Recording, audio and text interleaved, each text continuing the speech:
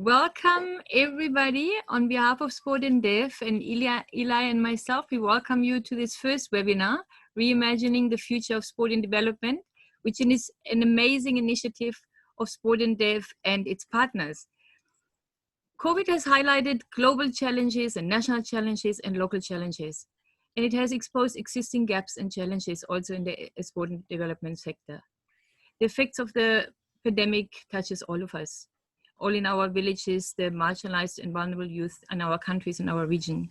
And what we felt was needed is a global discussion and a local conversation, sharing of knowledge and expertise, but also in line with the Sustainable Development Goal 17, the call for partnerships. So this is what we would like to do in terms of networks and alliances in these new realities to ensure that we have a collective movement. Today is the Olympic Day, and we're truly looking forward to have an exciting webinar on the reimagining of the future of sport and development, focusing on values and compassion and care and using sport as a vehicle. So that's what we're doing today. And we have a wonderful lineup of speakers from India, from the UK, from Australia, from Holland, from Cape Town. Before we kick off and start, I would like to hand over to Eli, my partner today, to give you some house rules. Great, thank you, Marion, and it's great to be with everybody from around the world, and thank you so much to our panelists. Really looking forward to a great conversation. Just as far as some ground rules, we'll be using the chat box today for posting and sharing questions and comments. So please, throughout the session today, share your reflections, share your questions, and we'll be able to address as many of those when we get to the Q&A. As far as listening in, hearing, responding, taking part, please engage as much as possible. We're having some great presentations. We'll be adjusting a little bit with switching up some of the PowerPoints, but we'll try to keep this as smooth as possible. So I'll turn it back now to Marion, and then we'll go ahead and introduce Ben. Wonderful. So we have amazing, amazing people. It's actually a family when I sometimes look at who is tuned in. So welcome everybody from the north, from the south, and good morning, good evening. I know for some it's early, for some it's late. We would like to start with Ben, who will give us an overview. Everybody knows Ben Saunders. He is one of our big family member in the sport and dev field. He operates as a specialist consultant in the sport for development and peace sector, and is working for the International Platform on Sport and Development for some years now, as well as a range of other influential local and international actors. And he has a true passion and expertise in sport for development and peace. Ben, we're looking forward to your overview for the call that Sport and Dev sent out. Great, thank you, Marion, and welcome everyone to this Sport and Dev webinar on the future of sport and development. Great to be here with all of you at this critical time and juncture in history. We really believe that there's never been a more opportune time to reimagine the future of sport and development. And so, as Marion said, I'm a senior consultant with the Platform on Sport and Development, and we thought before handing over to our expert panel, it would be good to provide some thoughts and overview of the recent call for articles that we launched on the platform. Given the current pandemic and its profound impact, many have begun to question the role of sport in society. So in this light, Sport and Dev published an article on April 6th this year for the International Day of Sport for Development and Peace, where we asked whether it's time for sport to change. This article stimulated great interest and feedback, prompting us to launch the current call for articles on the future of sport and development. We encourage submissions on a range of questions, such as, does sport need to better change to serve society? If so, how and why? What can sport and development actors do better in the future? How can sport play a greater role in contributing to development and peace? Can we reimagine the role of sport, and do other realistic utopias exist for sport? And finally, can we resolve the conflict and contradictions inherent within sport? And if so, how? We received a record number of responses from our community, reflecting the real need to reimagine the role of sport. Overall, we received and published 55 articles from 68 authors, 24 female and 44 male, and we aim to encourage a greater gender balance in the future. and as that's really important. We received contributions from practitioners, academics, students, policymakers, consultants, and many of you on this call, spread across various sectors, the public sector, private sector, non-profit sector, and academic sectors. And we received responses from all continents. However, we do note that the call for articles was only published in English and French, which are the current operating languages for the platform, and that this is a limitation that needs to be acknowledged. We also acknowledge that the sector needs to profile more voices from the global south and from a diverse range of audiences, language, and contexts. And this is a strategic priority for us at Sport and Dev. The articles prompted a great deal of feedback and debate over social media and on other channels. All the responses are listed on the Sport and Dev website, and thanks so much to everyone who contributed articles and took part in the debate and online discussion. We've posted links in the chat box to access the articles, and they're all available on our website.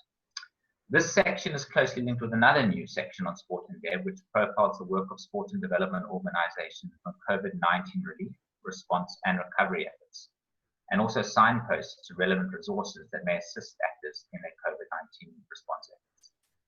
We wanted to take a moment to salute the incredible work being done by many of you and many organizations during this unprecedented time. Among the great diversity of articles, we distilled 10 key interlinked themes.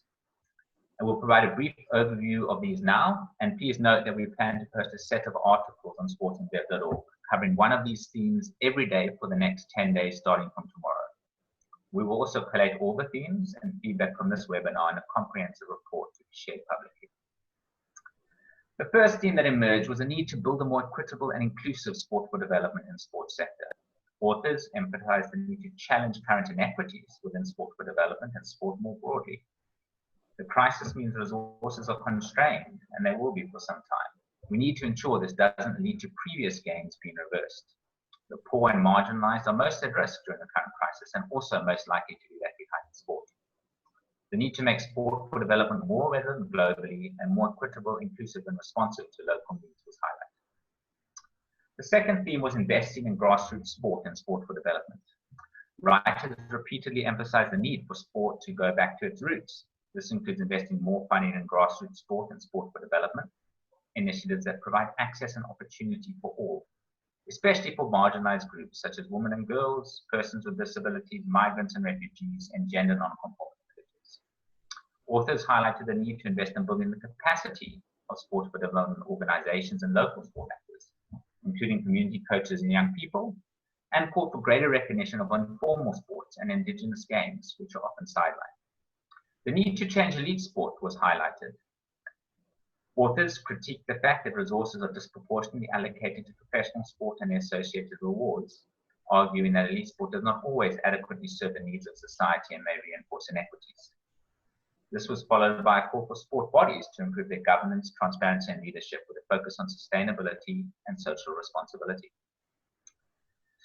A fourth theme was the need to focus on people and communities, not the sport itself, prioritizing policies and programs that focus on developing individuals and communities through sport rather than developing sport itself. A bottom-up approach to sport and sport for development was highlighted as necessary to level the playing field.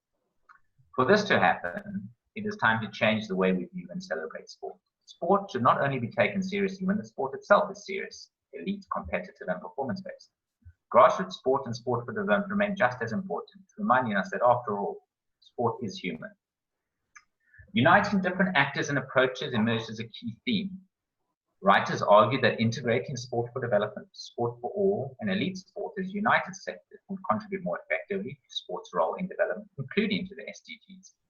Greater synergies between sport for development actors, traditional sports bodies such as federations, public sector, and development institutions are needed in this regard.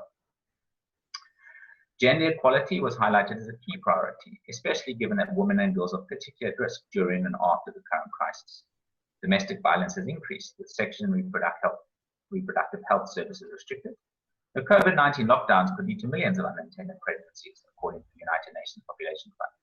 Writers emphasize that steps need to be taken to prevent gender-based violence and ensure that previous progress on gender equality is not lost. They argue that sport needs to play a transformative role in tackling gender stereotypes and promoting equality. Adapting and considering new delivery models, something that many of us have had to deal with during this time, was highlighted, especially given that in-person interactions have been profoundly affected and that these lie at the heart of most sport for development programs.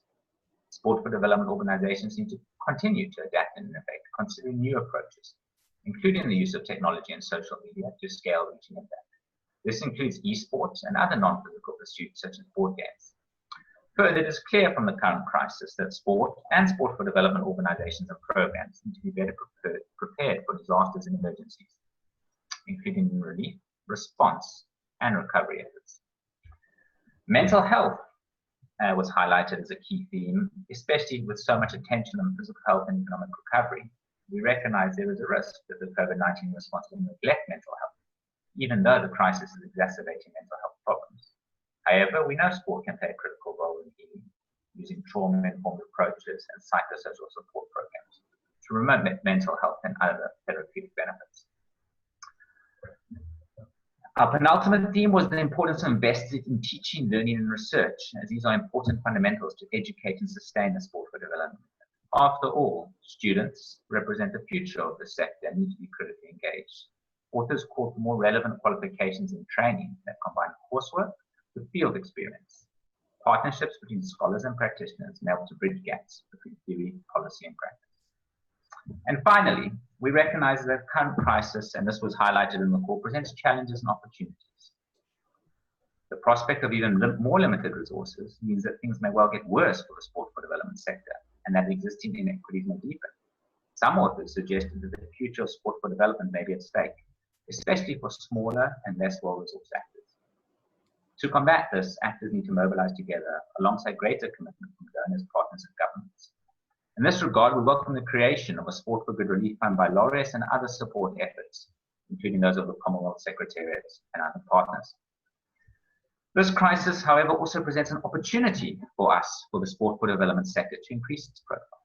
While elite sport has generally been on pause, many sport for development organizations are directly involved in relief efforts, and this work is more critical than ever. This marks an opportunity to gain greater recognition and visibility, illustrate the value and the viability of sport for development policies and programs, and ultimately promote the widespread use of such approaches. I'm sure that our expert panelists will unpack some of these themes as we move forward. And just to conclude, it's clear that whatever the case, sport for development needs to plan and mobilize for a new normal. There's no going back to business as usual. And it's important that we focus on reducing risks and enhancing opportunities urgently. This is a chance for all of us to reimagine the future of sport and development. Thank you so much for joining us, and I look forward to the rest of the discussion. Thank you, Ben, for this amazing overview and also just highlighting what the call has produced. It is amazing. And the question is really, is it time for sport to change? And as you said, how can we celebrate sport? Because it is human. And in that sense, it's a true pleasure to welcome our first panelist, Rekha from India. Rekha is a sport for development specialist who founded RDA, a knowledge-based sport and skills consulting firm. She's a former India coordinator for Australian Sports Outreach Program, Australian Sports Commission, Government of Australia, former India Director of Sports Education Development Australia, and she also works with the Chamber of Commerce and the media, including the India leading daily Hindustan Times. Rekha will focus on Indigenous sport, but also on sports for employment. We are very much looking forward to your presentation, Rekha. Welcome. Thank you, Marion. Good evening to all, and namaste from India. I have a small presentation to make today, and I will be focusing, while Ben mentioned that, we may call elite sport, professional sport, grassroots, and all kinds of fitness, recreation into one umbrella, which is sport. But there is a reasonable amount of gap when we see in theory and in practice. When sport is just played for the sake of competition and for winning, it has a different meaning. And when it is played in the grassroots for development and for health and for a variety of life skills education, it has a different role altogether.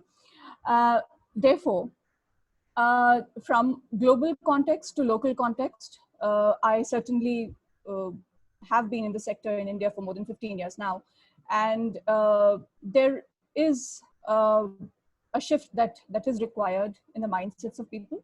And the shift of gravity needs to move from winning medals to sport for all. That's extremely important. Rebuilding sporting systems through promotion of indigenous sports is something that I have been promoting for a very long time. That's because India has a wealth of indigenous sports. However, we have never focused them. Every state has got more than 10 local sports which are still practiced in the rural areas, and India is primarily 70% of our population lives in rural areas, and therefore giving the right sporting systems to indigenous sports so that participation increases is something which is pretty critical.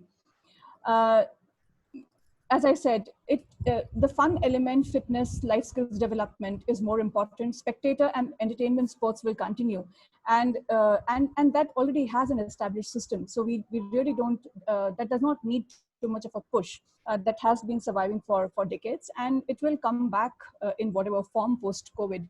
But this is also a time when we can give a lot of importance to skills where employment is generated and more people participate, and parents are find encouraging to send their children to participate in sport.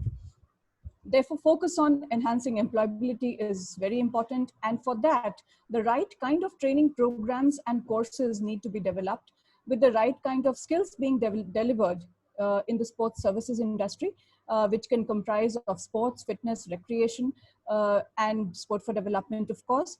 And therefore, to sort of expand the horizon from a focused elite sport, I would say, to a mass sport participation where you have a greater pool of talent available, you have a greater pool of people engaged in different kinds of economic activities, including providing employment for a large number of people. For this, some concrete efforts need to be made, and what I strongly feel is that we really lack data in this sector.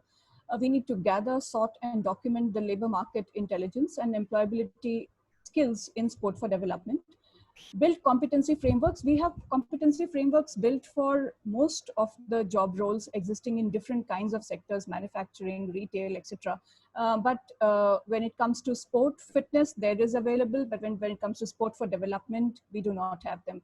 The occupational map, which can range from all sorts of job roles that are available within sports fitness, sport for development sector. And the mapping that I did, we'll talk about that in my next slide. We plotted about 140 job roles that are present in the sports, fitness, and recreation sector. So that's very important because this tertiary sector is something where India has not really given a lot of attention, but it has a huge potential in providing employment to people. Accredit and build a network of organization and training providers in sport for development. Train, evaluate, certify, and facilitate employment, because that is the gap which is existing and which has a cascading effect down to the participation levels, because people see no future in sport and therefore less participation and therefore variety of problems. So you have to first answer the main problem, and a variety of issues will get sorted out automatically. Create an ecosystem where job seekers and job providers are brought together.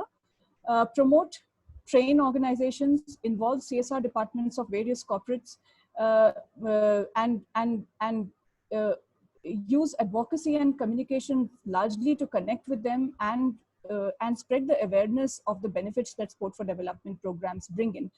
A very welcome initiative which I took notice was the Change Project, which is led by the EOSC, the European Observatory for Sport and Employment, along with Leeds Beckett University. And they are framing the skills and competency frameworks in the working of sport for development. So this is something which has not happened, and there was a huge need. And I'm really glad that the European Union has taken the lead in devising this. And we'll be very glad to sort of find opportunities wherein we can bring it into practice in countries like India.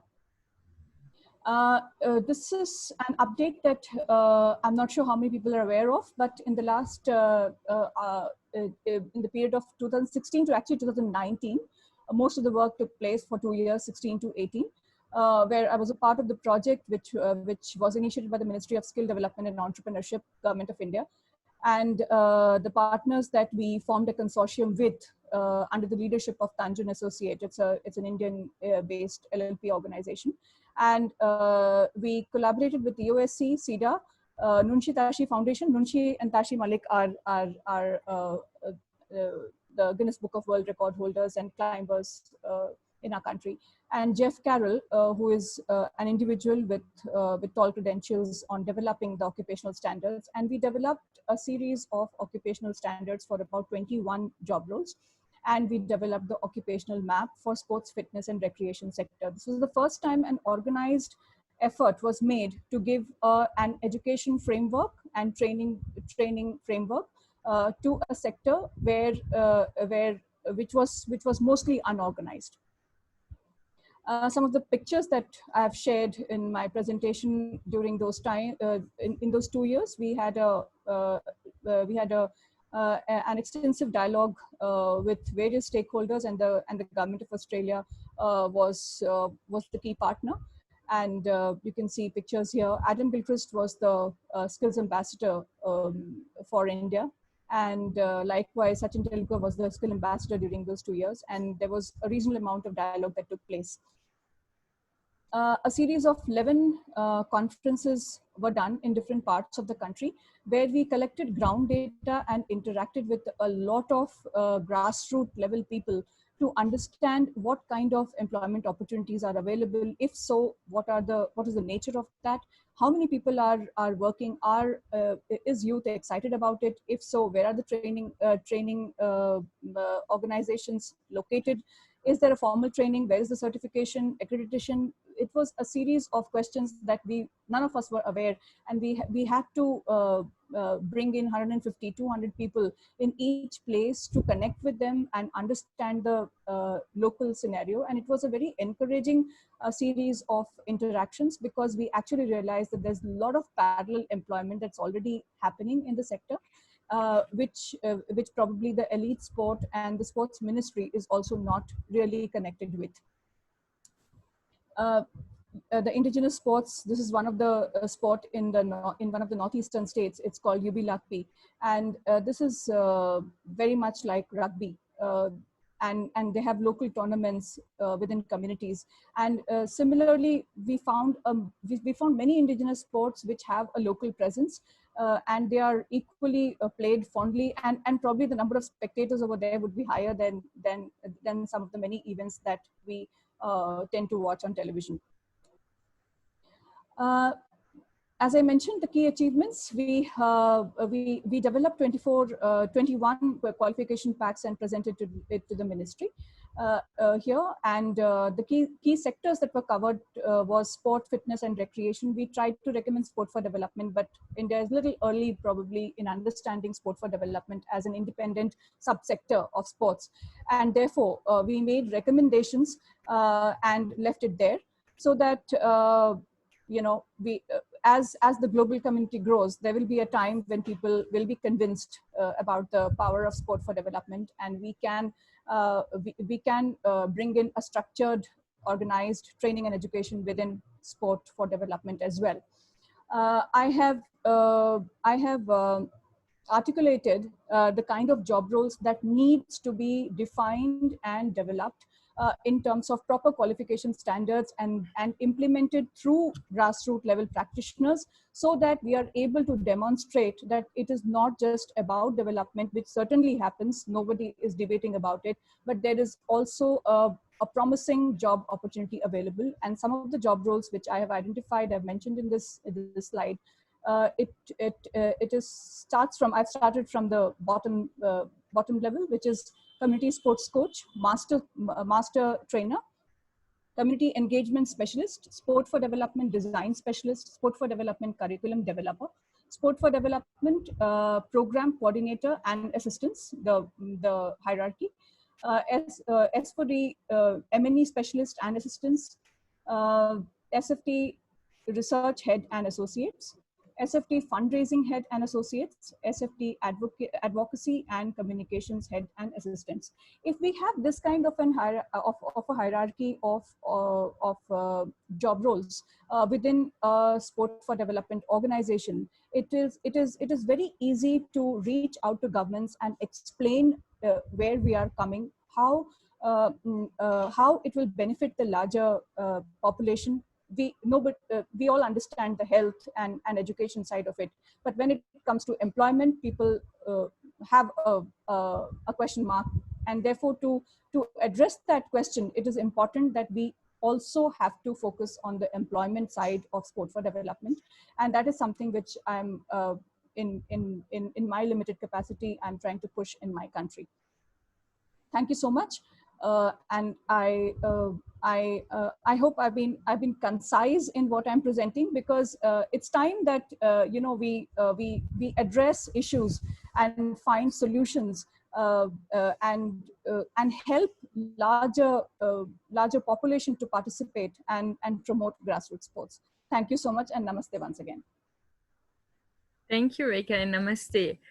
Thank you for this very necessary initiative to highlight that these are concrete efforts, and I just wanted to call the data gathering of the labor market and skills development as one of them. So please, everybody, engage with Rekha over the chat and also afterwards. But thank you for that. And Rekha obviously also has a paper on the call that Ben spoke about earlier on. Our next speaker comes from the government field, Ollie Dudfield. Ollie is the head for Sport for Development and Peace at the Commonwealth Secretariat, which is the main intergovernmental organization for the 54 member countries of the Commonwealth.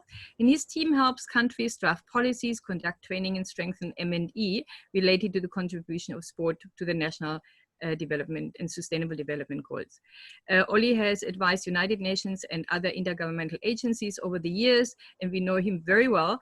And his topic today is Scale, Digitalization and Rights, 3 questions in reimagining the role of sport and development.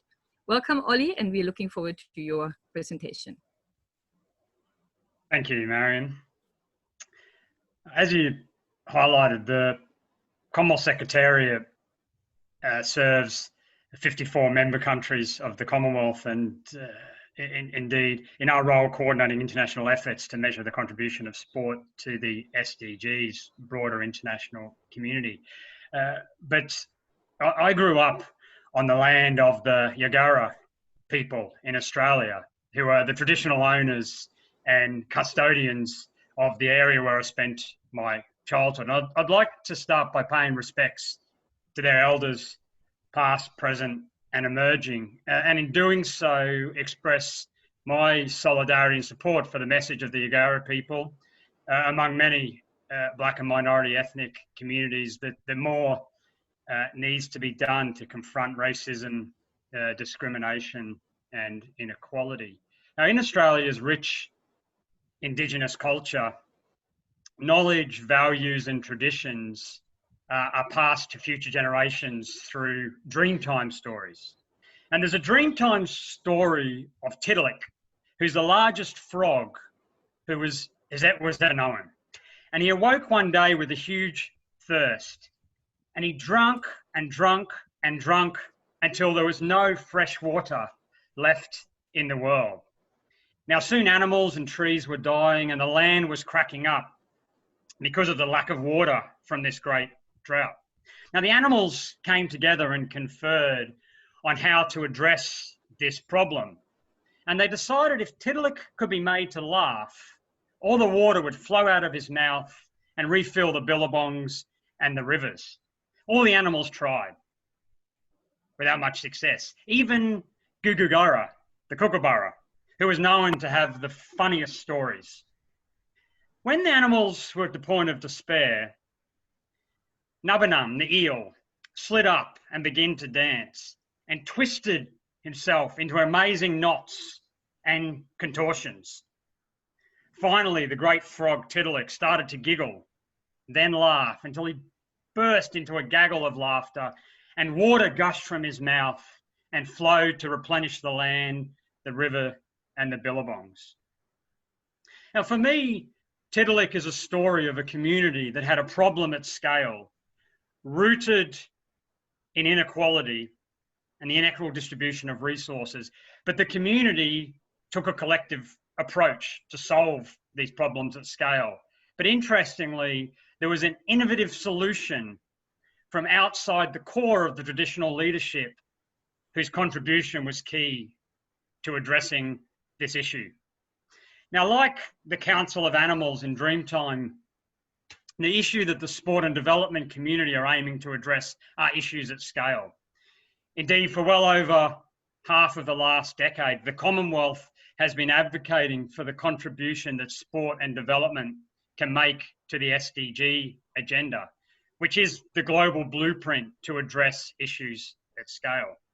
Just recently, I was asked by a representative of the media, in a bit of a cynical tone, if I could give an explicit example of how sports can contribute to the SDGs.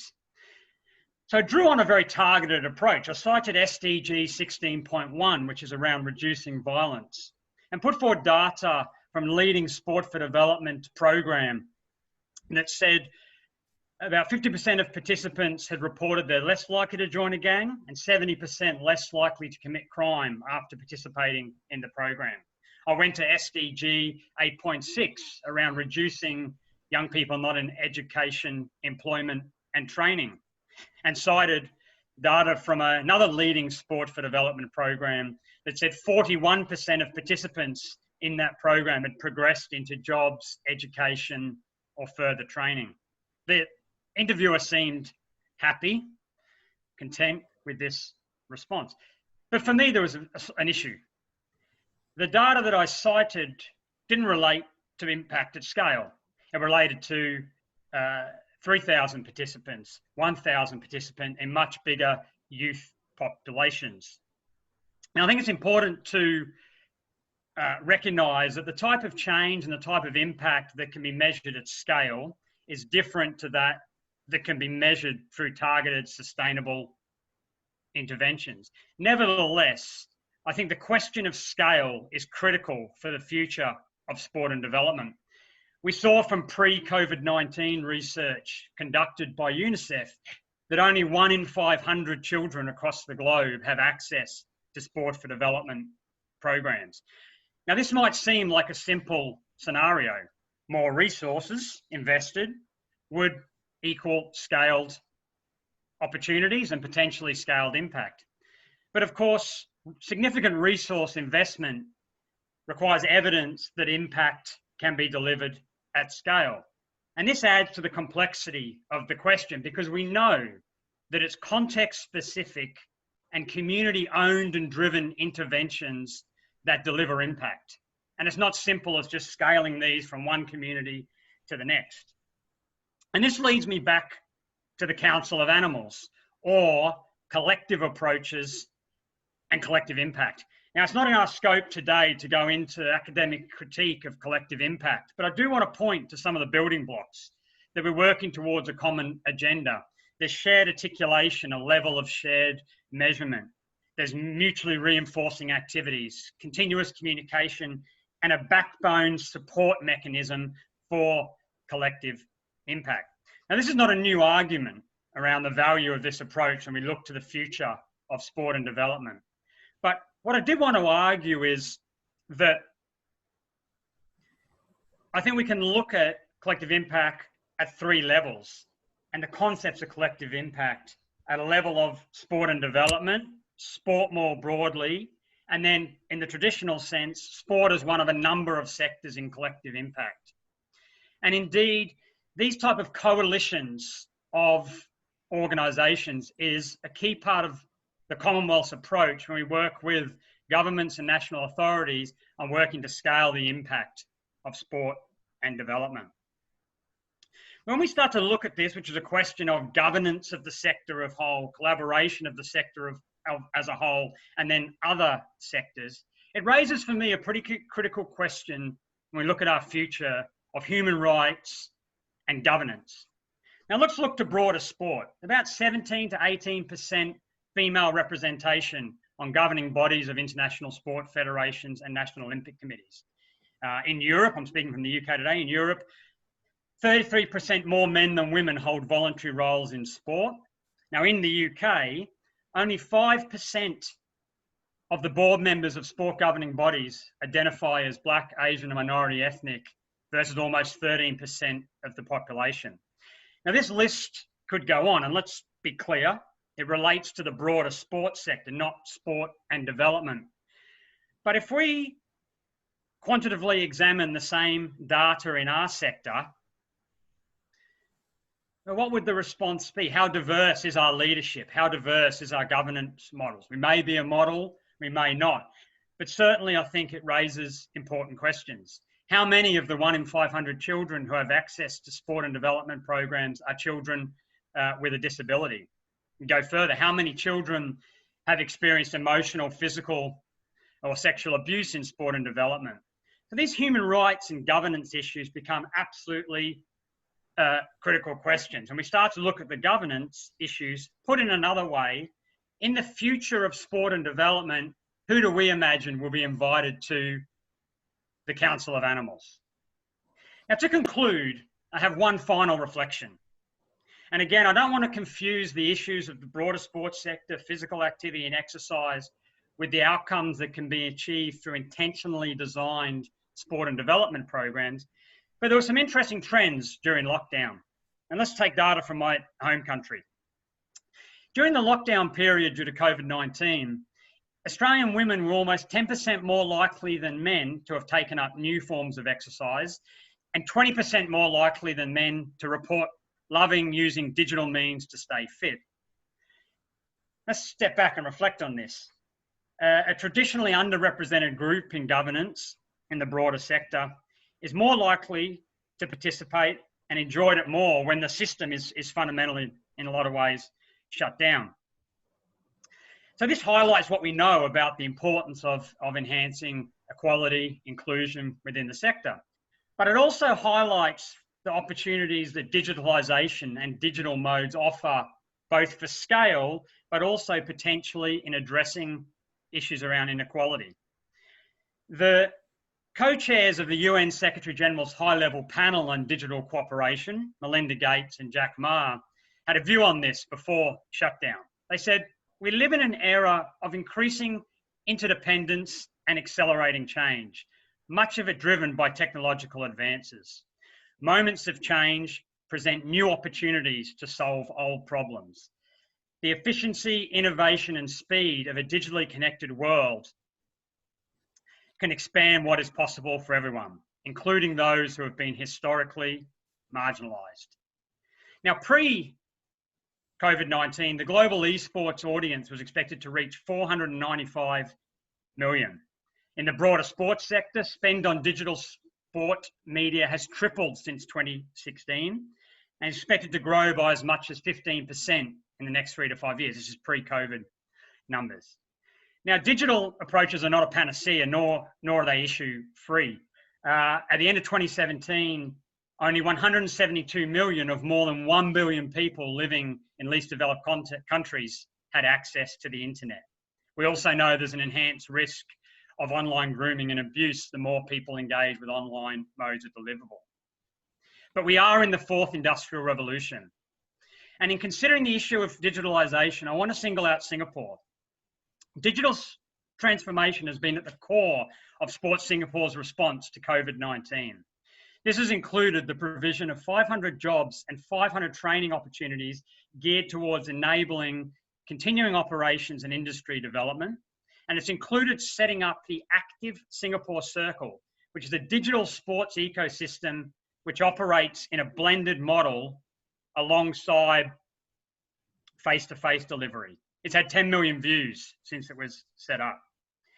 Understanding the need, impact, and potential of digital approaches, the Commonwealth worked with the Australian Government and International Platform of Sport for Development to launch a free online course to build knowledge and understanding on designing effective policies and programs to scale the impact of sport and development.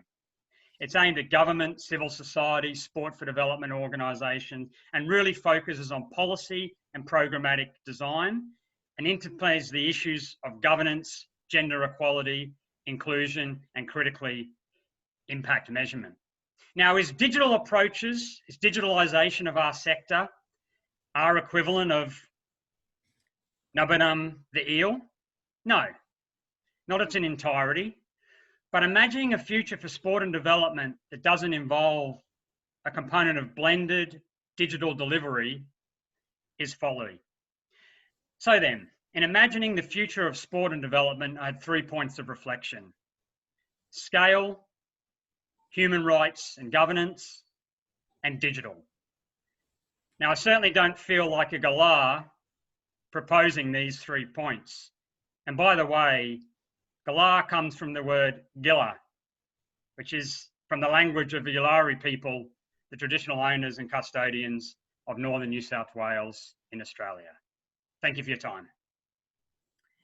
Thank you so much, Ollie, for a very interesting mixture between knowledge, values, tradition, storytelling, and then the more harder question on, can we have collective approaches? Can we have collective impact? And what about human rights and government in all that? I see there's a lot of questions, and also still new people coming on from Greece and Caracas. Welcome everybody to this exciting seminar today. We just heard Ollie Dudfield, and we thank him for his very insightful presentation on the very critical questions that he asks us. Our next speaker is Marion Bobenreith. She is the Executive Director of Women Win, supporting the world-class team that oversees the global operations, programs, partnership, and strategic development from the Amsterdam headquarters. And Maria will talk about no regret moves in reimagining the great connection for sport for development and peace. Maria, welcome to you. We are very, very delighted to have you on board with us. Oh, thank you, Marion. First, I just want to acknowledge how wonderful it is to see so many friends as I'm watching the chat. So hello to all of you. It's really difficult to follow you, Ollie. That was a fantastic story and wonderful, wonderful use of storytelling. I want to start by trying to share my screen. Okay, let me try that.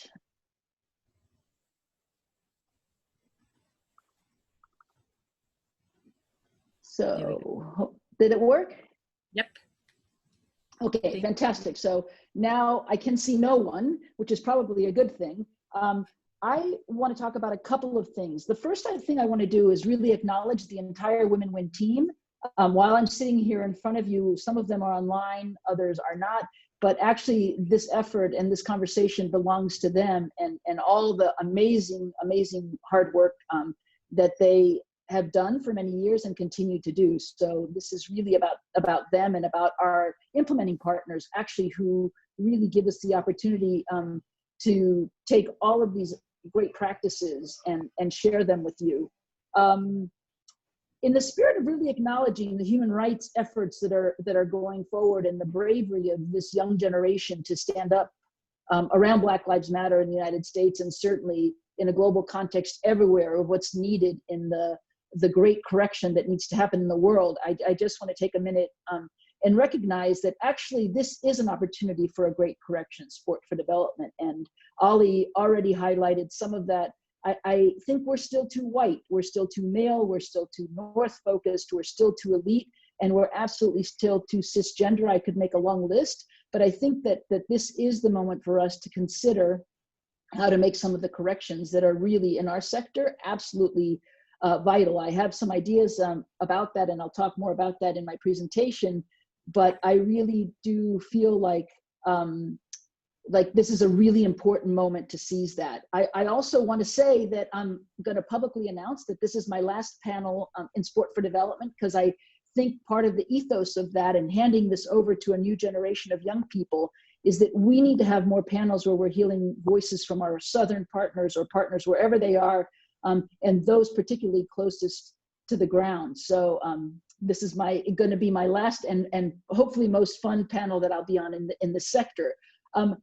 The team and I put together through some thinking, and COVID taught us a lot of things very quickly, sort of 6 calls to action. So what I'd like to do now is talk about how we work together as a sector, how we really align around some what we call no regret moves, which these are moves that no matter what scenario happens, wherever sport for development is being practiced, they will help us in this great correction. Ultimately, we really have done quite a bit of scenario planning where we really understand that in different parts of the world, you know, we all started in the beginning of this COVID pandemic thinking that it was going to be a kind of slow recovery, but eventually we would get back to the way things were. And actually we're learning very quickly that the pandemic has created different scenarios in different countries, among them some that are quite catastrophic, and that we'll probably see a vicious cycle of both health and more devastating in many parts of the world, an economic crisis that's going to take a long time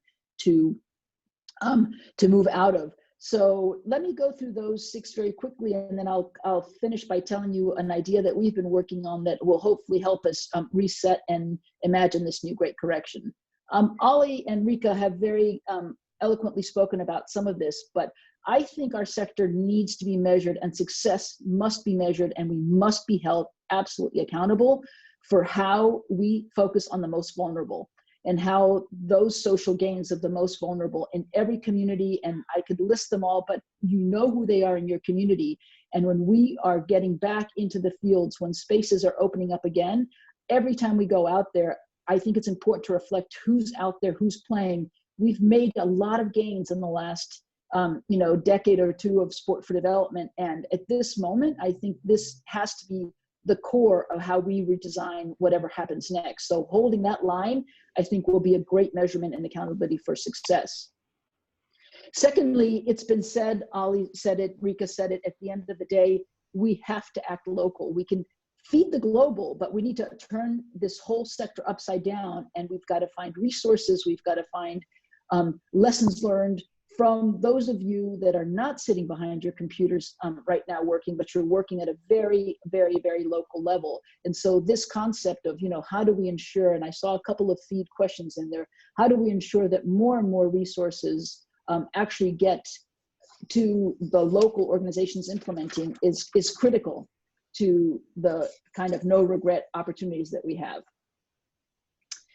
Ollie touched on this, so I'm not going to go heavily into it, but I do think that in terms of leapfrogging, I think it's an important moment to think about that now. There is a huge assumption here about technology, and I think we need to recognize that if we want to leapfrog, linking to my first point about holding the line, we've got to ensure that technology is in the hands, and all of the costs associated with technology really comes in the hands of the most vulnerable, and that we use this opportunity actually to use technology as a way to equalize that playing field a bit. I also did want to make out a call out about that there are so many, one of the things this pandemic has taught us is the importance of low-tech solutions. And I think that that's really worth a relook as well. But think of technology as a great enabler. Those of you that Maria, know excuse me, Maria, can you display your the slides? Can you click them through? I don't think we're seeing them. They're not popping up. I think you have to go full screen.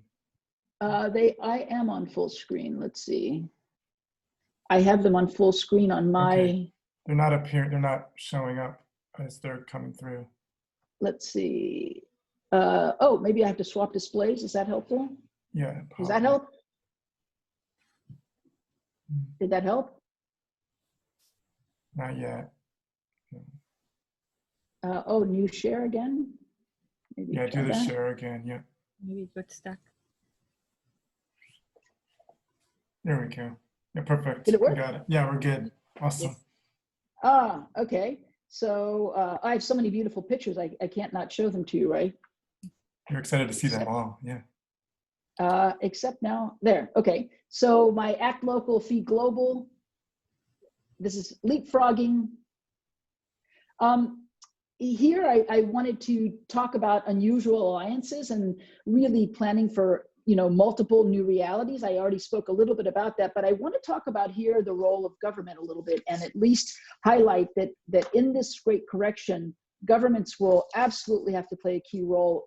We have already on the line, I see our friends at US State Department. I know that Ben Howard is going to talk a little bit about the role of the Australian government in really investing in long-term programs that really change the game through sport for development. But we've got to look outside of our own bubble, of our own areas of focus, of the usual people that we're looking for. And I really think there's a link here to many of the rights-based organizations and looking for example, if you work on adolescent girls or young women's or women's issues, to really look at your friends around the communities who are working on those same issues, but from a women's rights standpoint, or if you're working with organizations around disabilities, again, looking from those vantage points and really make some new alliances. The fifth one is really this idea that Ollie and I think Ben, you opened with, which is we know what's coming. The predictable here, particularly, we're of course quite focused on adolescent girls and gender nonconforming young people, but we know that teen pregnancies will be on the rise in our communities. We know that all of our children will come back and young people will come back with some level of trauma. So how do we really look at our programs and prepare for this? How do we make sure that there's room for all of them at this table, and that we prepare our young coaches to be able to deal with what I think is going to be quite a traumatized population? And I think that really going back and looking at our own good practices and examining, every part of our own operations and every part of how we are thinking about implementing programs will be critical there.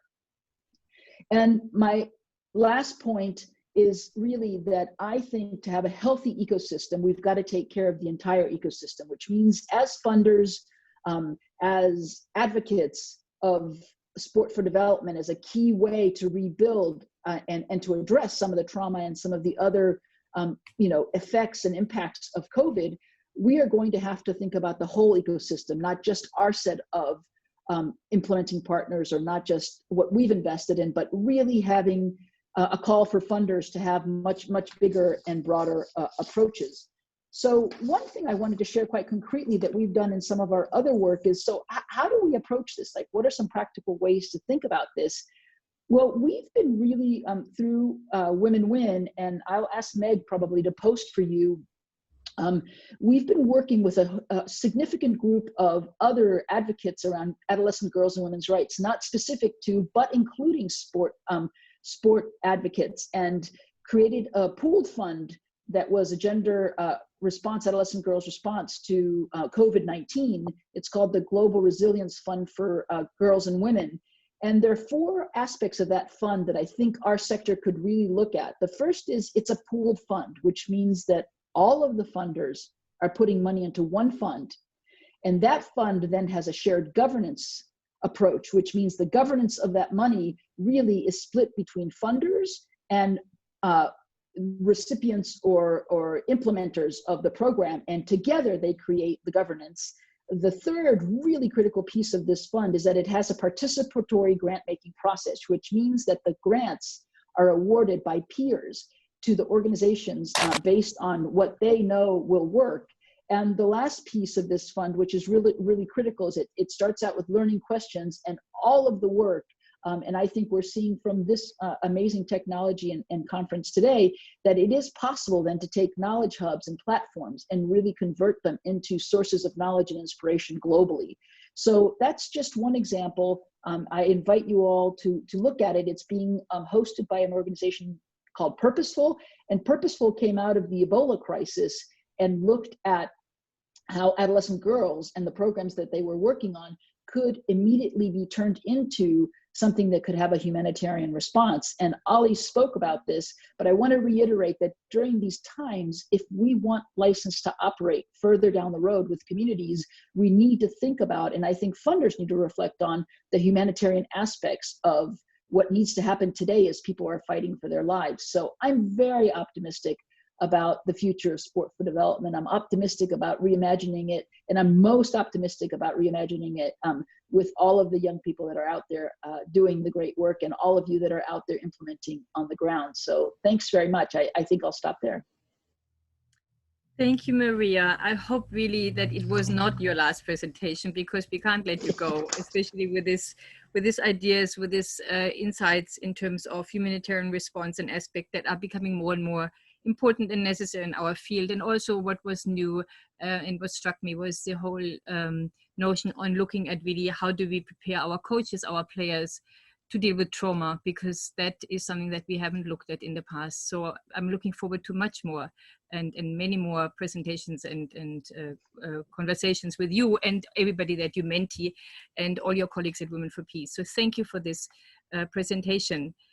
We're going to our next speaker. Please keep all the ideas. We do the question and answers a bit later. I know it's very difficult because there is so much with every presentation that comes, and we would like to engage, but we will give time at the end. Our next speaker, we have the idea that with those webinars, we would like to have also the voice of the youth.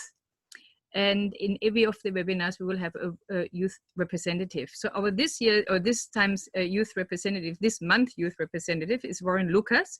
He's from South Africa, from Cape Town.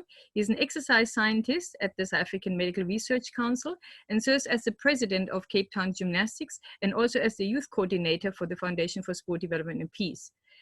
Warren is currently doing his PhD in exercise science and is passionate about sport development through the use of sport as a vehicle for youth networking, life skills and development and engagement.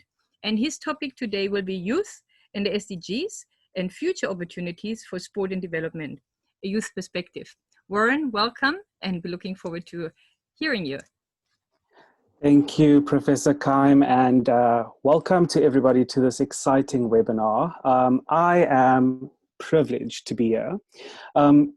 As a member of the youth, being a part of an international panel of professionals is always like something that I always think about, but I never thought that it would be a reality. So this is already the future of sport for development, giving us the space to have our voices heard in this arena. So I'm going to start sharing my screen as well, because I've got some things to say as a member of the youth. So let's just do this full screen thing. Eli, Marion, can you guys see this? Yep. Awesome. All right, so I'm going to be giving you guys a youth perspective on sport and development. So first off, I want to say that the world of sport has been dramatically challenged by the COVID-19 pandemic. And the show, unfortunately, needed to stop. It couldn't go on. The whole pyramid and the world of sport has been put at risk with this pandemic. And this is stemming from top elite sport all the way down to grassroots level. And at the same time, sport has been shown in many ways, we show our best face in these difficult challenges. And amid social distancing becoming our new normal, sport has done a lot to bring and keep people together. We do know of many athletes, and we are seeing it on CNN at the moment, of professional sports people becoming messengers of hope, and have helped with donations towards COVID-19 response efforts. And then also there's a lot of research and medical treatment development taking place, making significant contributions for extra hospital beds and equipment. And then our sports arenas and stadiums are being used as makeshift medical facilities to manage the impact of COVID-19. So this is the role we are playing, even though our doors are currently closed at the moment across the globe. So I'm going to look at 3 different domains for our future of sport and development. And I'm going to touch on youth, specifically this 4th industrial revolution, which we hear from time to time, and then also youth values and leadership. And then I'm going to look at the pros and cons for some of the SDGs, and I'm specifically going to focus on SDG 3 and 4. And then future opportunities, specifically innovative service and the key take-homes for sport and development. Yeah, so without further ado, let's begin. The 4th industrial revolution.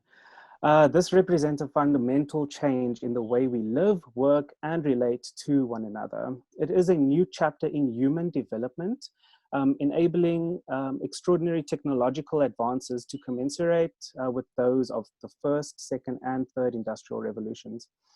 These advances are merging the physical, digital, and biological worlds in ways that they create both huge promise and also potential peril. There's this feeling of like, oh my gosh, what if I don't adapt?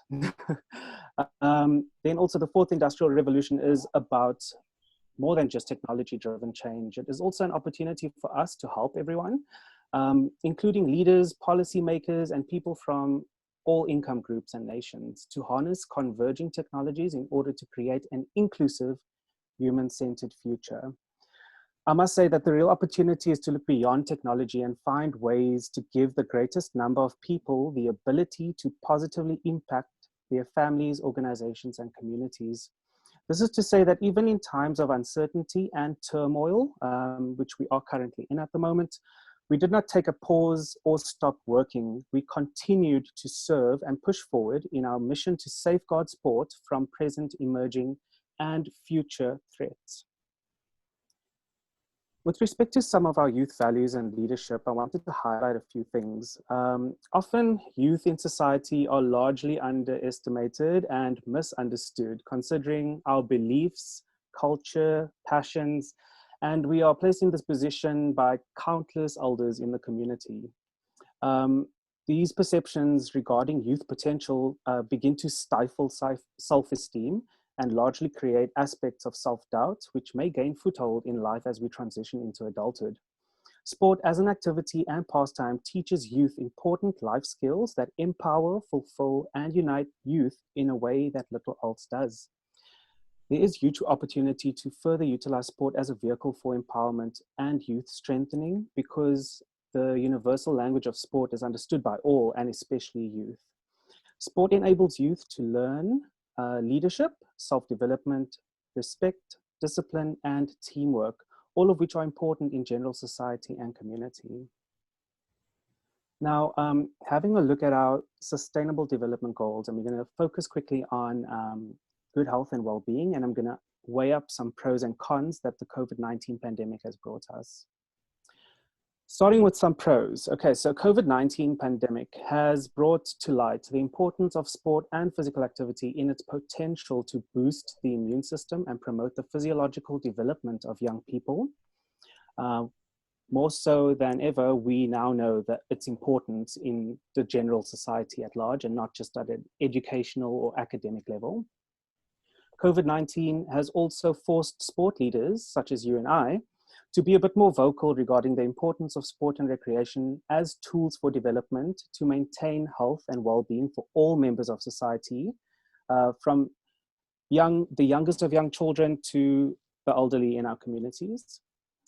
The pandemic has provided a period for introspection, regrouping, and repositioning of sport to further support communities and participants. With respect to youth development, we can use sport to develop youth and not just the sport itself as a whole. And then an opportunity to use sport to develop both physical and mental health, which I heard was spoken about just now. Among youth, this opportunity has now presented itself because the COVID-19 pandemic has brought on increased reports of anxiety and depression due to social distancing and limited movement ability, unfortunately.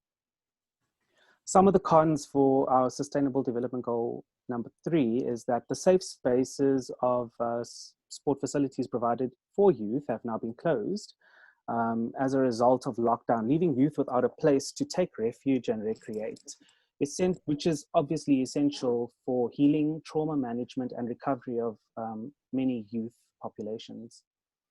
The unfortunate occurrence of being unable to meet World Health Organization guidelines to meet regular daily physical activity may place youth at an increased risk for non-communicable diseases, both mental and physical, which compromises health, unfortunately. And then social wellness aspect of sport and recreation now takes a backseat as social distancing becomes more important.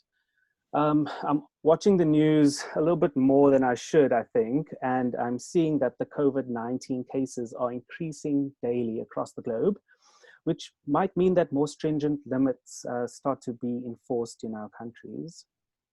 And then on a little bit of like a sad side, some sport may never recover, especially in under-resourced communities and countries, as there are many sport codes with limited reserves, which may lead to their closing down during lockdown. Hopefully, for those sport codes or clubs or organizations that do close down during the lockdown period, we hope that they are able to open up again. And we cannot do this without the support of the community or the youth. For SDG number 4, which is quality education, some of the pros are COVID-19 pandemic has encouraged us in the sport and fitness fraternities to use technological resources to deliver sport and conditioning lessons and sessions to club members. We've been able to reflect on the physiological benefits of physical activity and really carry this message across a lot of social media platforms and short course initiatives to create a society about the potential of physical activity to boost the immune system, as movement is medicine. Social connectedness during social distancing is now our new normal, helping us to stay in touch and continue learning and upskilling ourselves through innovative apps and short courses, providing further knowledge development during a unique timeout period like the COVID-19 lockdown.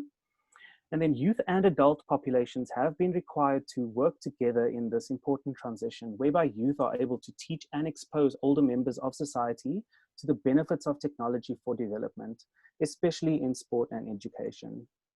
Some of the cons that came up for me in this SDG were that there are some people who have not yet, they do not have the technological and financial means to keep up with remote education or remote sport participation. And then the unfortunate social and economic imbalance may leave those who do not have to be further destitute and forgotten as the world moves forward with technological interventions for sport and educational services. And due to this economic imbalance, neither sport nor education as services can be delivered to all members of the community, because we see that limited resources are valid challenges to any industry.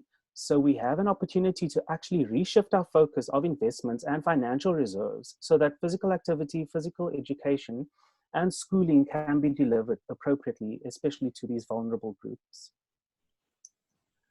And then moving on to my third section of this presentation, looking at innovative service. As a lecturer, the lockdown had taken place in the middle of my anatomy course that I was giving to personal trainers and fitness instructors at one of the institutions that I teach at. And it required me to reach outside of myself and look for apps that I could use to teach anatomy with. And I came across this 3D anatomy app, which really worked well. It gives you a full 3-dimensional view of the human body, layering different muscles on top of bones and on top of blood vessels. So it was really quite nifty to use this type of teaching method remotely and still remaining safe and delivering a service to students. And then I've got in connection and partnership and in relationship with the Foundation for Sport Development and Peace with Professor Marion, Keim and myself, we have started up the Youth Network for Sport Development and Peace. But I wanted to touch on this in 2 sections, namely, one way we can stay in touch during social distancing is through social media.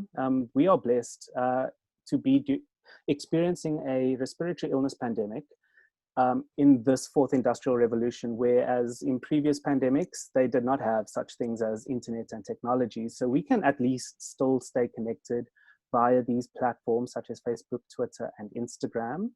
And then a cohort of youth professionals at the Foundation for Sport Development and Peace, along with myself, are starting up the Youth Network for Sport Development and Peace. And this will be launching officially. I haven't even announced it to Marion. Marion, I hope you're listening. We are launching officially on the 31st of July with our own web platform, our own group on Facebook, and our own network of 18s to 35s who are specializing in sport development. The reason for this is because I've seen in the industry that sport development piggybacks on the disciplines of sport management or exercise science, when in reality, it is a discipline in and of itself with its own set of methodologies, its own set of schools of thought. And this needs to be advocated. And the only way we can do that is by creating platforms such as Sport and Dev, and then also the Youth Network for SDP, so that we can advocate and promote our field of interest significantly to the rest of the world. And then also in doing so, this will help encourage younger people who are still yet to find out what they want to do in this area of work, can see that the Youth Network is the real thing and that sport development is an actual discipline for them to pursue. Zoom fitness, I put it in quotes. I don't know if it's a real thing yet, but this has become our new way of delivering fitness and sport services to the greater population. And I think that it should actually be an approach that makes its way into marketing textbooks as a product or service approach in sports and health. And what we know is that this actually creates employment, especially for small scale personal trainers, group fitness instructors, coaches with small groups in sports, to mobilize their health and fitness lessons to their groups. An entire group of previously unreachable people may now benefit from physical activity, especially if those were the group, if it was the group of people that were too shy to step foot into the gyms. And then also in this way, this creates a whole new community of people connected through the internet for sport and health, which means that our demand or our responsibility is just that much higher, because we now need to find ways to make sport development initiatives available to a group of people that we don't regularly see face to face. About 2-3 weeks ago, I gave a presentation to the South African Gymnastics Federation, and I discovered while assisting the SAGF with the COVID-19 reopening plan, that there is actually an opportunity for youth employment. Since it's Youth Month in South Africa, we know that youth employment is it's a big problem generally, and now with COVID-19, it's an even bigger problem with a lot of youth unable to attain any jobs or form of employment to support themselves. So with gymnastics needing to have gone completely remote during the lockdown, coaches would need to deliver they were required to deliver their sessions via Zoom or Skype or whatever. And now that I think as of this week, we have been able to find ways to reopen, and this has brought a lot of skepticism among some of the parents of young gymnasts to go back to the gymnastics club, which means that if a gymnastics coach had 14 gymnasts in their class and 7 of them were wanting to go to face-to-face sessions, it means that the other 7 would need to be trained via Zoom or another platform. So this allows the club to actually employ someone else, specifically a younger person, to host the online platform for exercise or sports, meaning that you can service 2 groups of people at the same time and create youth employment opportunities via sport. Just to touch on some of the ways we have used technology in this 4th industrial revolution to connect youth together. So in 2018, we had our first African Youth Forum, which included youth from 6 different African countries, specifically Mauritius, South Africa, Namibia, Zimbabwe, Lesotho, and Malawi. And this youth forum took place at the Robben Island Museum, all the way on Robben Island, and we stayed there for a few days to teach these youth members about the importance of sport development and how the Olympic values plays a big role in our day-to-day lives.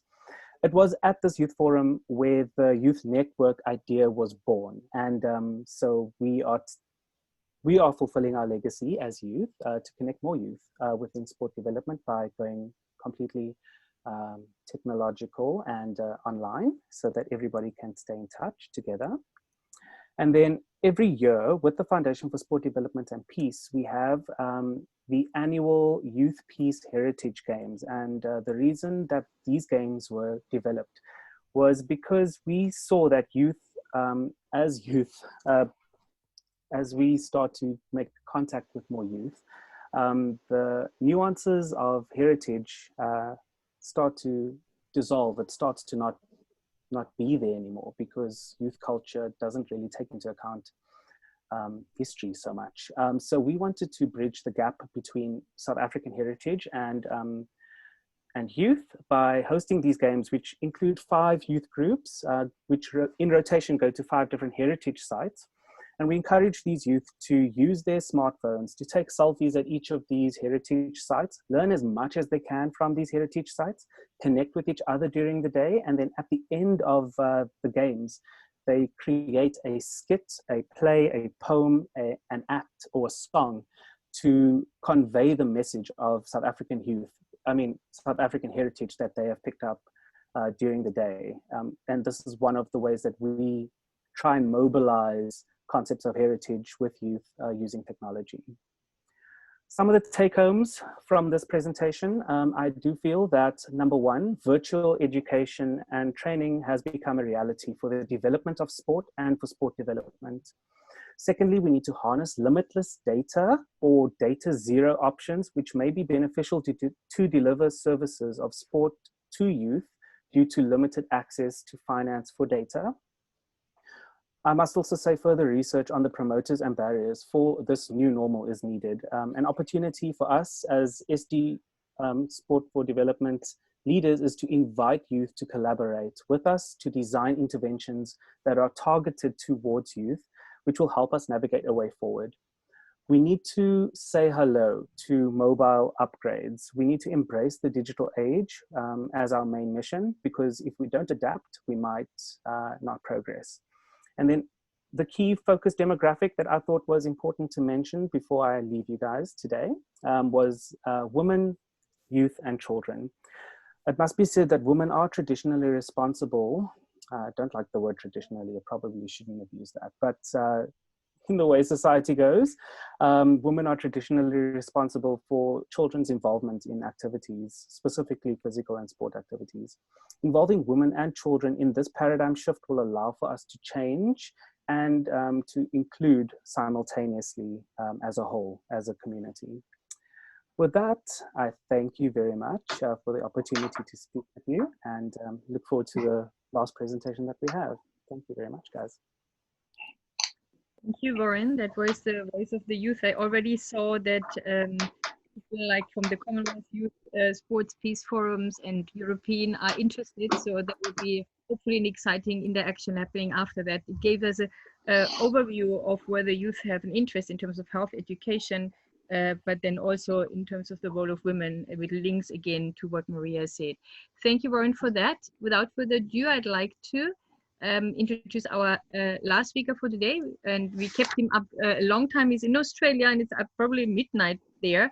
Ben Howard, he works as a program manager for the Australian government's investment sport for development program across the Asia Pacific region, namely the Pacific Sports Partnership. And part of his role is also to sit on the steering board, which he has done for some time now as a vocal member for the International Platform for Sport and Development. So Ben, I hope you're still awake and with us, and we're looking forward to hearing from you. Thanks, Marion. I'm still awake, and thanks for the introduction. I'd like to begin by acknowledging the traditional owners of the land on which I'm joining you from today. So the Ngunnawal people are the Indigenous people of this region and its first inhabitants, and I pay my respects to the elders past and present. I'll be drawing on 4 submissions for framing my discussion today. And thanks to my colleagues, Dr. Lewis Keim, Melissa Palumbi, and Emma Lavaki, who allowed me to utilise their very insightful articles. My own article, Sport Short-Term Investments Have Long-Term Implications, didn't look at sport for development in isolation, because I believe we need to view it holistically. It looked at sport for development as one part of other focus areas, including women's sports and para sports. The article started and finished with the question, who would you invest in? Continually asking, do sports continue to invest in women's sports, para sports, and sport for development? Or do they see these as expenses and cut the investment? The underlying narrative was those who continue to invest will come out much stronger in the long term than those that do not continue their investment. If you look at women's sports, the recent Women's Cricket World Cup final drew over 80,000 people to the Melbourne Cricket Ground. In terms of TV audiences, the Women's Football World Cup has now overtaken the Rugby World Cup, which is considered by some to be the third biggest sporting event in the world, behind the Olympic Games and the Men's Football World Cup. I remember attending the Sydney 2000 Olympic Games, and you could buy a day pass and go to any event on that day. Just 12 years later, I was lucky enough to work at the London Paralympic Games, where it was tickets for single events, all events sold out, and it was actually harder to get tickets to the Paralympic Games than it was the Olympic Games. Child Fund's Pass It Back program throughout Asia is a great sport for development example. They've invested in this program over several years and became the principal charity partner of the 2019 Rugby World Cup in Japan. It's been reported that over £2 million was raised to continue to support the Pass It Back program throughout Asia. The old saying, if we only invest in things profitable today, we'll never make money tomorrow, certainly rings true for all the examples I've just mentioned. We need to continue to invest in all aspects of sport, including sport for development. That's a nice segue into the article, Regluing Sport for Development and Peace, Sport for All and High Performance Sport Back Together in the Era of COVID-19 and the SDGs by Dr. Keim, who is the Policy and Research Focal Point in the Commonwealth Youth Sport for Development and Peace Network. I really had a light bulb moment when I read this article, and I'd encourage everyone to read it as it changed my perception, my approach, and I think it's something that deserves more investigation in the academic world. Dr. Keim talks of the differentiation between sport for development, high performance sport, sport for all, and how they compete with each other from both sport and development standpoints. Dr. Keim proposes that each element can be partners rather than rivals and integrate rather than leave separated. The Smash Down Barriers initiative was created by the International Table Tennis Federation Oceania through the Australian aid-funded Pacific Sports Partnerships program. Its goals are to increase levels of regular participation in quality table tennis activities by people with any kind of disability and improve the attitudes both by and towards people with disability. Now, for those goals, it has had incredible success, introducing over 4,000 people with disability in the Pacific into para table tennis and has transformed attitudes towards disability in the region. But it's had some unintended elite outcomes as well. More than 50 para athletes who have taken part in the program have now represented their country in table tennis at a continental and international level.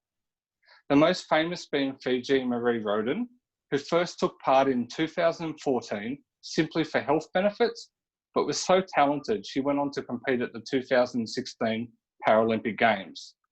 She is now a celebrity, becoming Fiji's Sportswoman of the Year in 2016, serves on several boards, and is changing the perception of people with disability throughout Fiji and the Pacific. Another powerful example is a volunteer assignment we coordinated through the Australian Volunteers Program, where Jessica Richardson, who I saw online, so hi Jess, worked within the Vanuatu Olympic Committee and closely with the Vanuatu Paralympic Committee. Now, Jessica was able to identify and support a number of athletes to compete at the 2017 Pacific Mini Games held in Vanuatu, where a para athlete was the flag bearer for the very first time, and the 2018 Commonwealth Games, where Vanuatu won its first ever medal, being a female para athlete. Even before that, just as a number of para athletes were travelling to Australia to compete, it started conversations about, well, if people with disability can compete at the Commonwealth Games, why can't my kids with disability go to school? The next example is the Just Play program implemented by Oceania Football Confederation.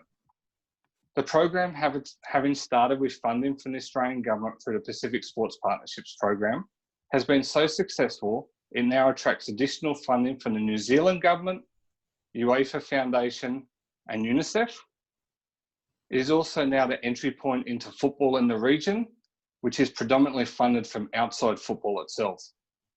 The very first Pacific Sports Partnership program back in 2009 was the Just Play program in Tonga, and the majority of players in all the Tongan national teams have come through the Just Play program as a pathway. So whether the program is sport or development led, having partnerships and pathways established is critical. We also need to view sport as a continuum where the different components work together rather than in competition. Building on the last example is Melissa Palumbi's article, Making Sport More Disaster Ready, How Can We Be More Than Just Play? Melissa is the Social Responsibility Program Manager for Oceania Football Confederation with oversight of the Just Play program. Her article focuses on how they've been able to use their emergency program to help children recover from a range of natural disasters and now pandemics in the Pacific. To me, this has highlighted that well-designed and fit-for-purpose sport for development programs can be effectively used as part of disaster responses, which is particularly important as disasters seem to be becoming ever more prevalent. Lastly, drawing on Emma Lavaki's article, How Our COVID-19 Response Has Shaped Our Sport for Development Future, outlines how the National Rugby League, who Emma works for as the Fiji manager, has embraced technology across programs in Fiji, Papua New Guinea, Samoa, and Tonga. Across the programs, there's been a shift to digital activity delivery, online engagement, and shaping activities to meet lockdown restrictions. Staff in Papua New Guinea have recorded sessions for delivery online and on TV. Staff in Fiji have focused on producing social media exercise videos to help individuals stay fit and connected during home isolation. Staff in Samoa ran writing and drawing competitions for participants, showcasing their work on social media and delivering prizes. And staff in Tonga produced rugby league themed health messaging videos. COVID has forced innovation, and as a result, through social media and even on TV, their programs are reaching far more people than they ever imagined. Technology is growing rapidly and is going to change the way we deliver sport for development. Reflecting on the international platform on sport and development, sportanddev.org, as a steering board, we also recognise in today's age that our platform is no longer fit for purpose. And while once the one-way communication was adequate, technology and preferred communication methods have evolved, and we need to have a platform that enables the desired two-way communication. Just like Emma and her team at the National Rugby League, who successfully adapted, we have to as well. We recently put out a call for feedback on what people want to see in a future website and aim to launch in the future. Thanks again to Lewis, Melissa and Emma for allowing me to use their articles. And thanks again to everyone who's listening in. And I'll stop there, Marion. Thank you, Ben. Thank you also for giving us an insight what's happening in your part of the world, and then obviously always the partners are better than the rivals. And also thank you for Dr. King and Melissa and Emila. That was the last presentation for today. I would like to thank the presenters to give us this variety of insights and material and discussion points that will go on beyond, much beyond this webinar. I would like to hand over to Eli and then to Ben. Thank you from my side so far. And yeah, this is the first of many, and it has been really inspiring to see all the comments, and especially also with questions around masters for the younger generation, with life skills, with education, and a lot of questions around Rekha's presentation of how to work together more in skills development. It has been amazing. I hand over to Eli to continue from here. Excellent. Well, thank you. Wonderful presentations and excellent conversation. We just have a few minutes. I know the panelists have been able to also see questions that have come in. I guess one that I thought would be interesting, especially from the youth perspective, but also I guess for everybody, is the question about mental health.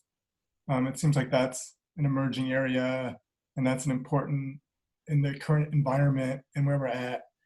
And also in terms of how we're doing communication and so forth and supporting one another.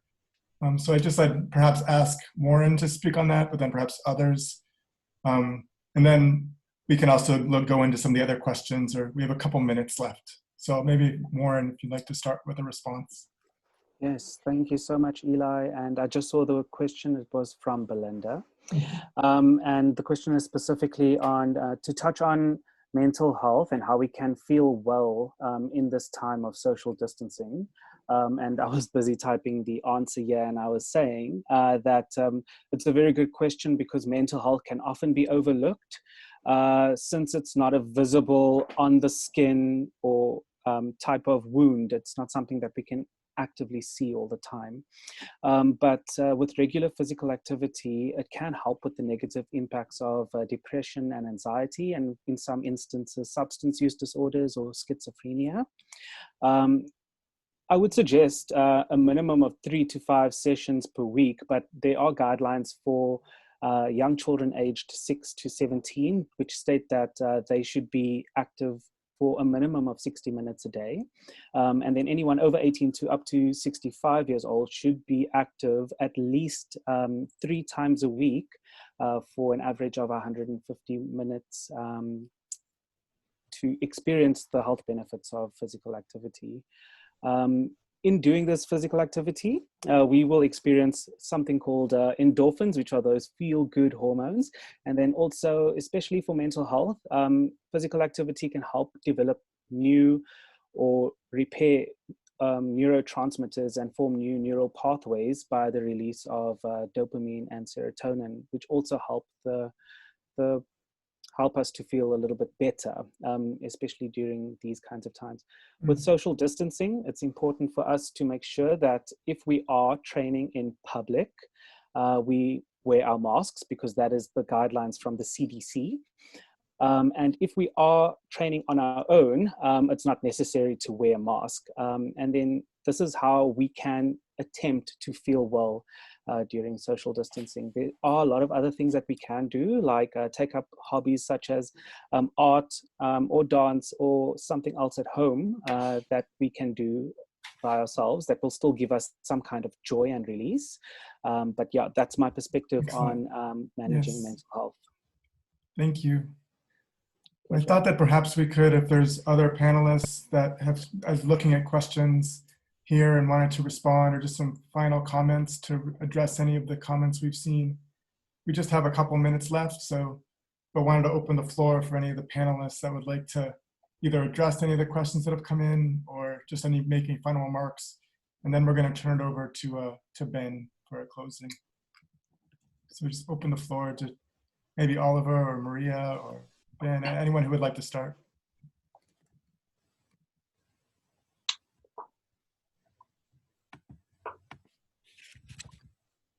Yep, I'm happy to start, Yeah. Eli.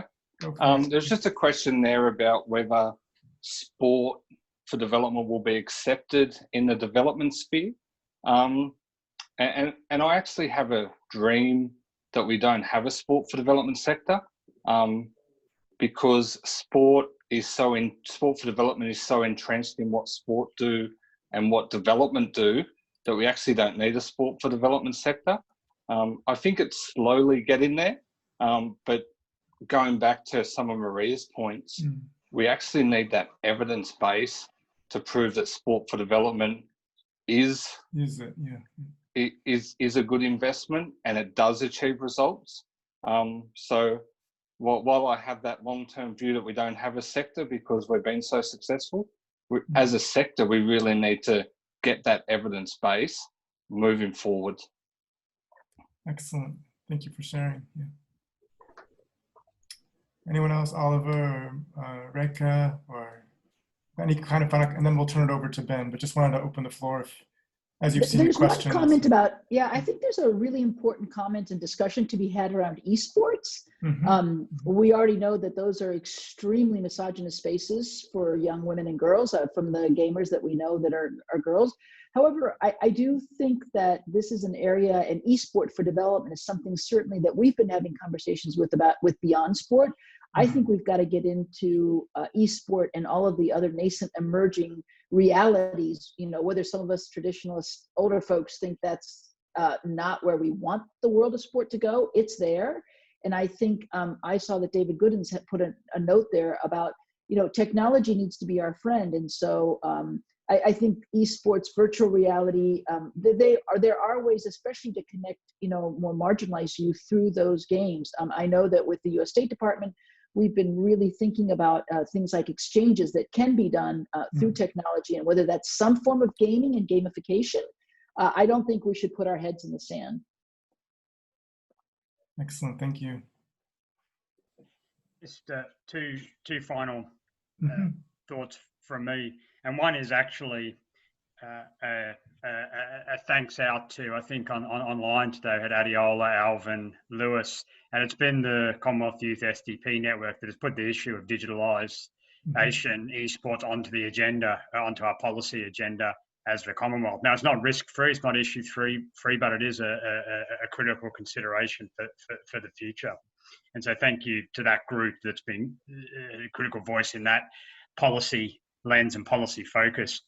I think a second issue, probably one that hard to avoid finishing, we always talk about the evidence for sport and development. The central pillar of the SDGs is leave no one behind. And it manifests across the majority of the SDG targets and indicators, in particular SDG 10, SDG 5. But I think what it means is that we have to be more confident that actually evidence of the diversity of our inputs, evidence of the diversity of those who participate, is a development outcome. And I think that's important in itself. And so if we're able to show a greater diversity on all measures around those that are engaged in sport and development, that is an important contribution, as much as it is also critical to know and look at various outputs, outcomes, or look at the sort of changes of sport and development. And the SDG agenda really puts that into strong focus and is something that I think is really instructive for the future of this field and this work. Thank you. I guess I'll turn it maybe to Rekha if she'd like to share any comments or responding to any of the questions. Still on mute.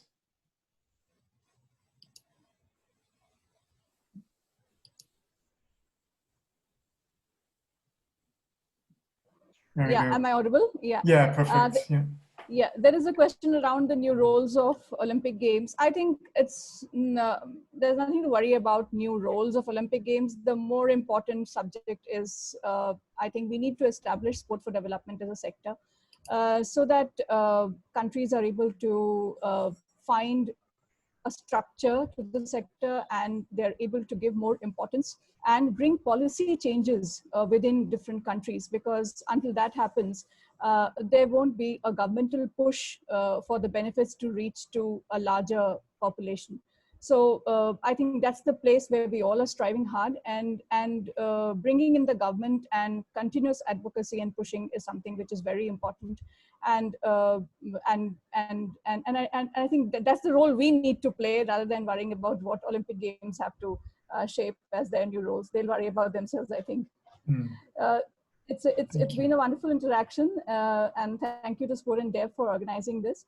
I suppose there should be a lot of regional dialogue as well, so that different countries where there are not even adequate people who are talking about this subject are able to start thinking about the benefits which sport for development can bring about.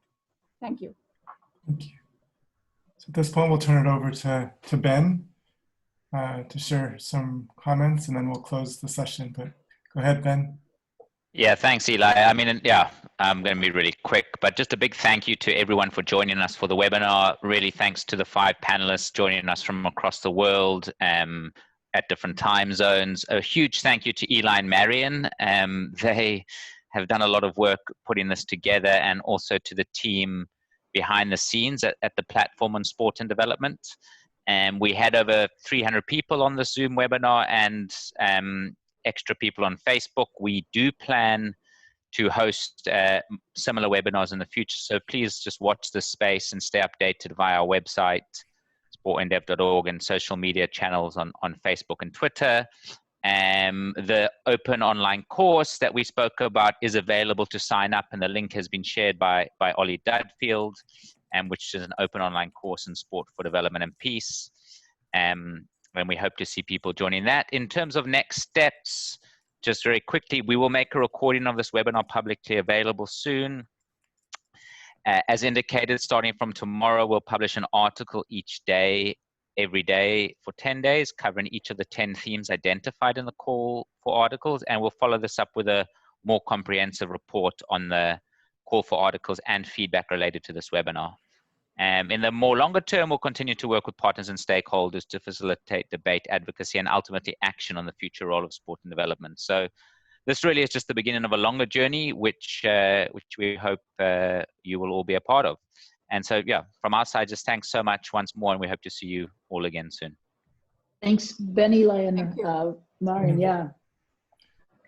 Well, thank you all. Marion, we have many final remarks. We'll turn it back over to you. Yeah. I think it was an Olympic effort. It's an Olympic day, and it was an amazing seminar, and we look forward to see everybody soon. And we saw a lot of encouragement of continue, and we will continue. And thank you. And during the time between now and then, as I said, please collaborate and link up as much as you can. Everything of the best from Eli and me. And yeah, thank you. Namaste. Thank you. Take care, Namaste. everyone. Bye-bye. Thank you all for joining. Thank you, everybody. Yeah. Cheers, everyone. Thanks. Chat soon. Bye.